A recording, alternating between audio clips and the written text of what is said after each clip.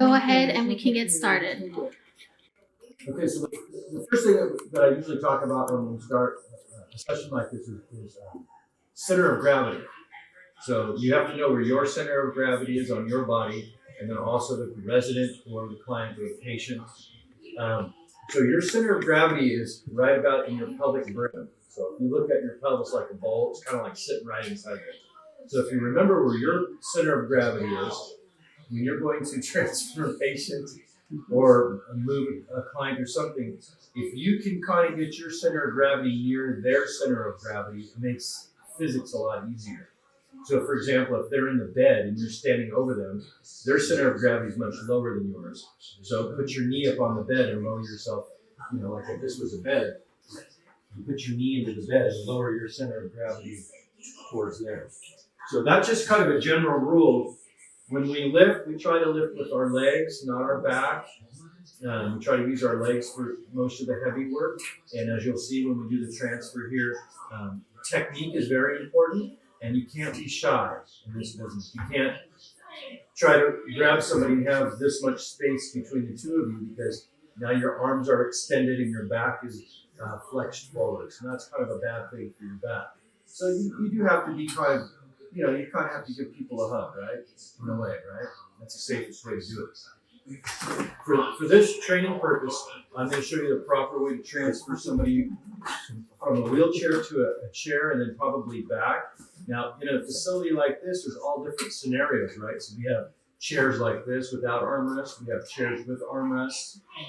Whenever possible, it's always better to try to transfer somebody from a higher surface to a lower surface, obviously, because of gravity. That's not always possible, and as you know, in the bathroom, that's kind of challenging, how you have to arrange the chair and so forth. So we're going to go over some, for training purposes, some ideal situations so you can see the body mechanics. Yeah. And then what I usually do toward the end is we talk about real life situations, like when you get stuck with a patient, like how am I going to get this patient from here to here? And sometimes there's no good way to do it. You just have to lift it. I mean, that's just it. Now, here in the facility, I know that there's other people. So rely on your help, your staff. If it's too hard, try do the buddy system. Sometimes if you're doing private caregiving and you're in the home with a resident, you're kind of on your own. So that's kind of the purpose of what we're doing. Okay.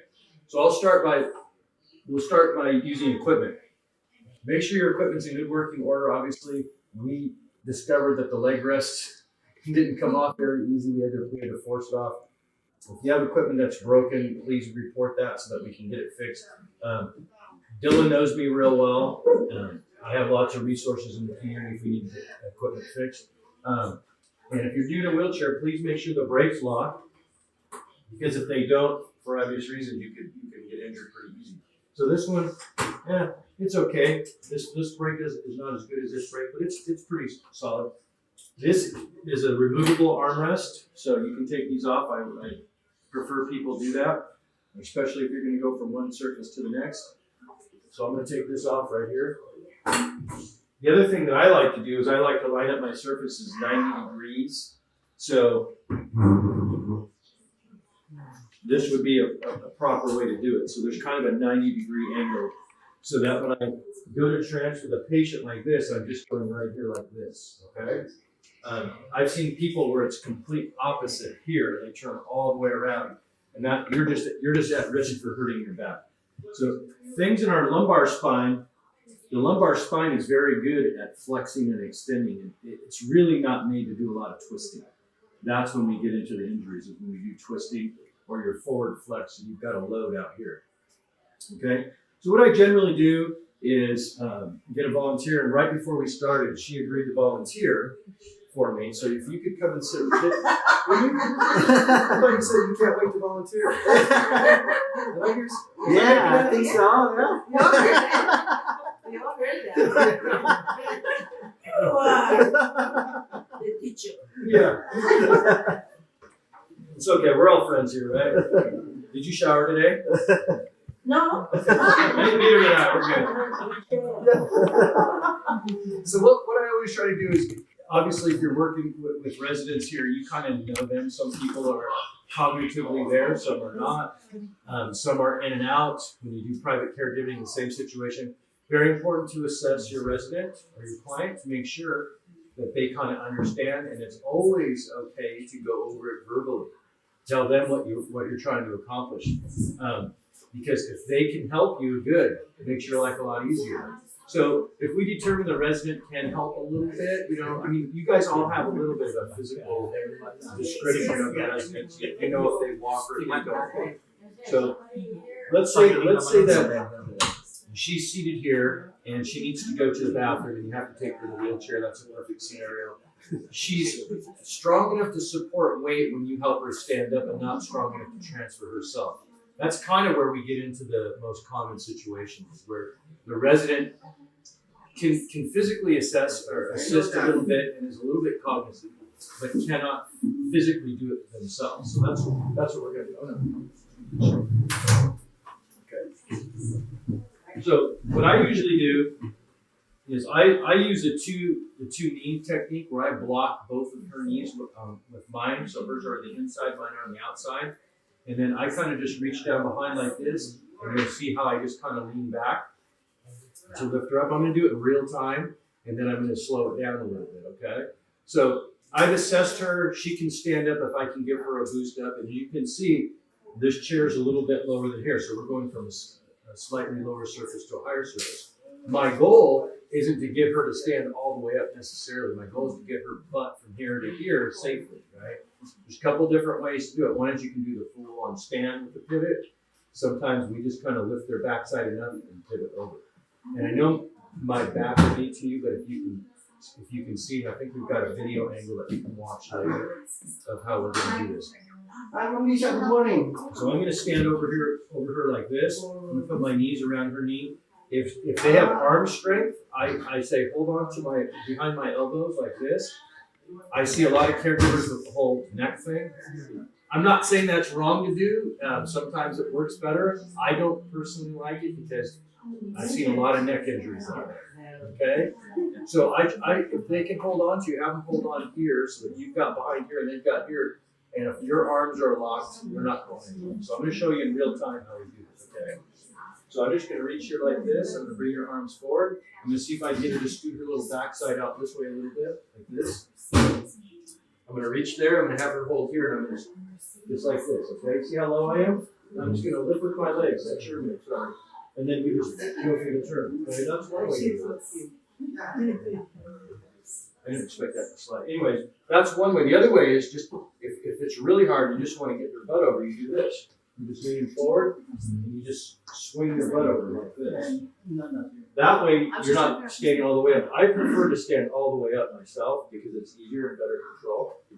So if her legs are here, like this, I'm going to move this back. I'm going to scoot you over like that.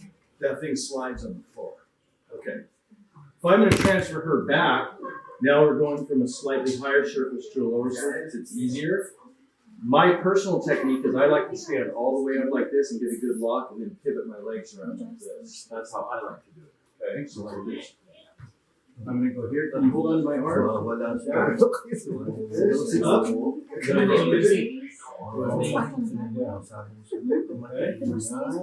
So you felt pretty comfortable. It didn't hurt your knees. So if you capture her knees, so her knees are not going to go anywhere. Once you get her weight from her trunk over her knees will lock out. That's the way I prefer to do it, to stand all the way up and get the knees to lock out. The other way where you just kind of swing the backside over is like if you've got to get somebody there in a hurry, it's a quicker way to do it. And as long as you're using good body mechanics, it's just as easy. Okay? Sometimes they do, and so that's why you want to get a good grasp here like this. Okay?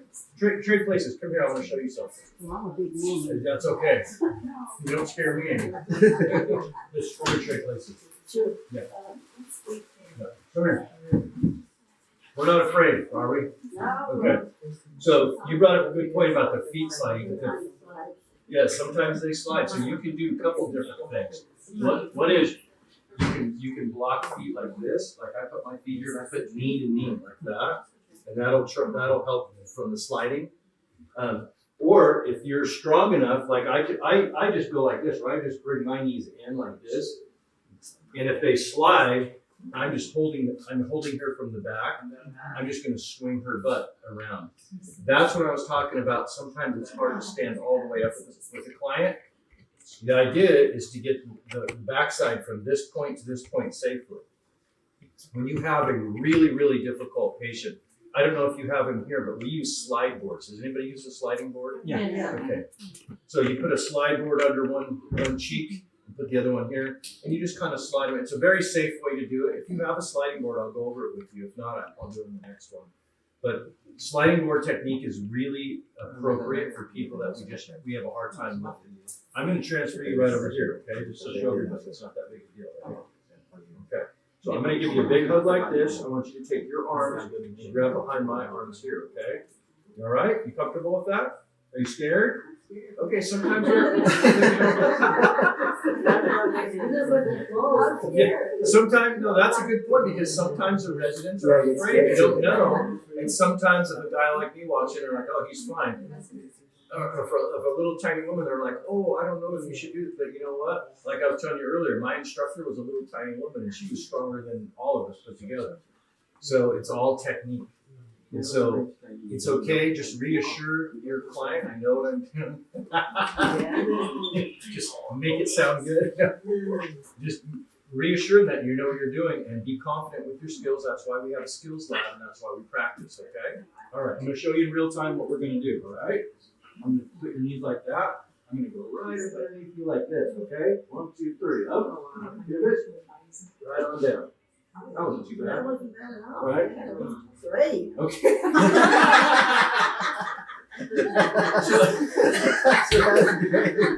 So now what we're gonna do is Do that again.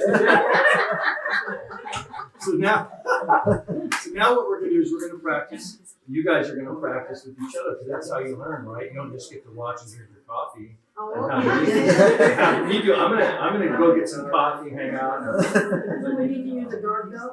Okay, so that's a good point. Some people like to use a gait belt. Using a gait belt, she has a sliding board. That's Yeah. perfect. Thank you. We're gonna go over this one. Okay. So a gait belt. So I just went over this yesterday with one of my families. You know the traditional gait belt's about 2.5, 3 inches wide. Right. They're okay, but you have to remember a lot of our patients have soft tissue that moves around, right? And so if you put a gait belt on, you don't have it on right sometimes, especially for it gets under the ladies, or in the stomach area, and it's not very comfortable. I just ordered for one of my families a 6.5 inch wide belt with handles on it because you can get more surface area and it doesn't slide if you can get it up underneath the ribs. So those do help. There's also a transfer. I guess they call it a transfer belt. I'll bring one if I can get one to you next time we do this. It goes behind the patient's shoulders, and it's kind of like a canvas thing with handles on it, and you can lean them forward, and it takes up the surface area on their back. I'm old school, so I'm like, by the time you get that out of the closet, I'm already done with the transfer. But it is a good tool if you are working on your skills, and it's very comfortable for patients. But yet, I personally don't use transfer belts or gait belts very often, just because I don't like them, and they're kind of uncomfortable for the patient. So, let's go over.